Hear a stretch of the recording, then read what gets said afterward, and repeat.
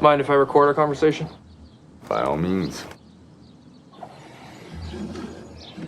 This is Jack Whalen with the New York Times, conducting an interview on the man with no face. Please state your name and age for the recording. My name is Hank Montgomery, and as for my age, let's go with old. Really old. Well, on my way here, I didn't think I was in the right place. It's practically nothing for miles. Yeah, there ain't much left. It's pretty much a ghost town. I'm one of the only remaining residents. Why is that? Well, kid, a lot of folks left because there really wasn't much here to begin with. Others say they left because of a man with no face. Which is a myth around these parts, correct? More of an urban legend. Let's put it this way. Folks would talk about when they would lie down for bed, they could feel him watching. I couldn't see him. So what caused people to act or feel this way?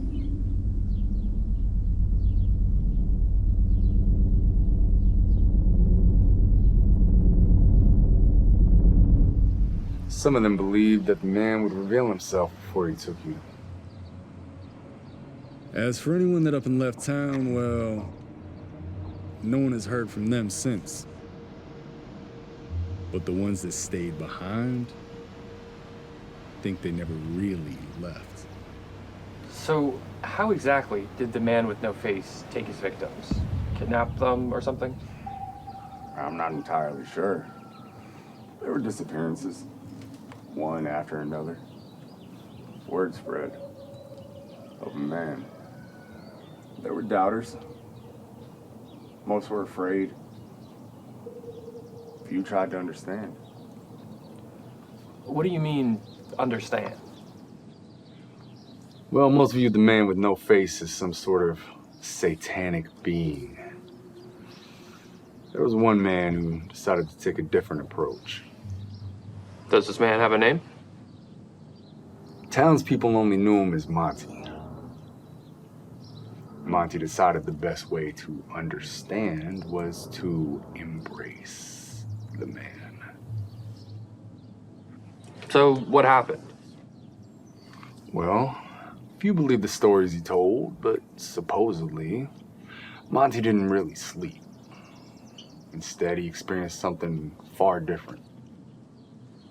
What do you mean, experience? Remember all those folks that I said disappeared? Monty could hear them. Like while he slept? They were screaming and crying so much they ran out of tears and started pouring out their souls.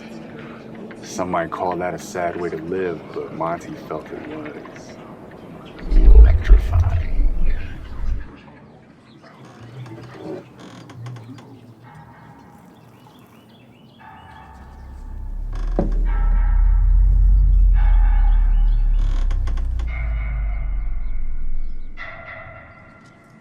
So the people that disappeared, Monty could see them while he slept. It's not that simple. The man with no face didn't really sleep. Neither did Monty. Okay, so what did Monty learn from what he experienced while he wasn't asleep?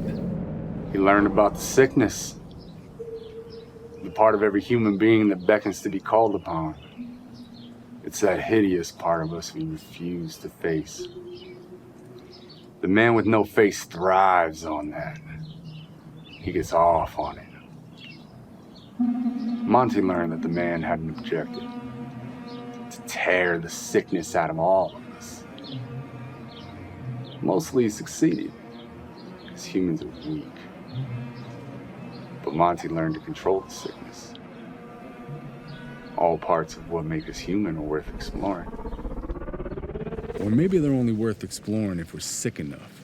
Monty was sick, but he understood.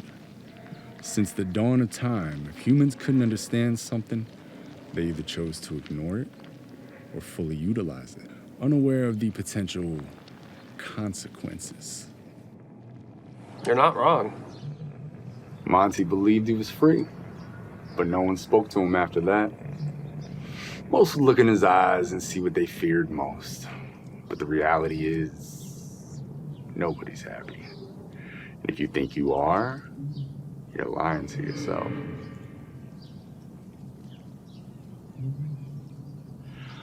But what we all have to remember is that we're alive and well. We should stop worrying about the sickness and start embracing it. The man with no face comes for all of us, Jack. Well, thank you for your time. Any last remarks before I pack up my stuff? Live sick, Jack. Take control. Because if you don't, you might lose yourself. All right, Mr. Montgomery. I'll be sure to mail you a copy of the report once I'm done with it. Oh, please. Mr. Montgomery sounds so official. Call me Monty.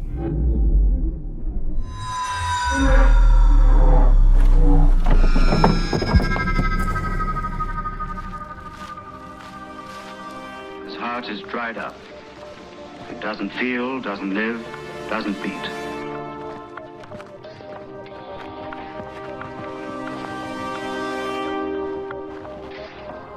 I didn't believe a man existed who could not be stopped.